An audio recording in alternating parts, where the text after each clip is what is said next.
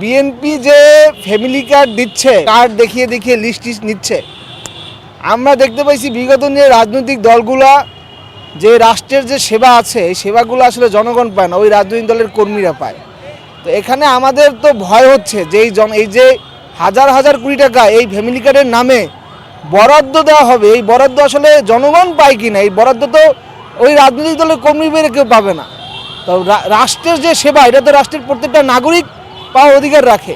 তাই তারা যদি ক্ষমতায় যায় তাহলে এই নাগরিকের যে অধিকার, প্রত্যেকটা নাগরিকের, তার দলীয় কর্মীর বাইরে যে নাগরিকটা আছে তার অধিকার কীভাবে সে নিশ্চিত করবে, এটা আমাদের কাছে তো স্পষ্ট না। এবং এখানে সে বলতেছে সে প্রত্যেকটা মানুষকে দিবে, এখানে যে পরিমাণ বাজেট লাগবে, আমার ইকোনমি তো ওই ধরনের বাজেট অ্যাফোর্ড করার মতো ক্যাপাবল বর্তমান ইকোনমি নাই, তাহলে সেই অর্থ সংস্থাটা কোথা দিয়ে করবে? তো এই বিষয়গুলো কিন্তু তারা আমাদের সামনে ক্লিয়ার করছেন, পুরো বিষয়টা একটা ভাওতাবাজির মতো আমাদের কাছে শো হচ্ছে।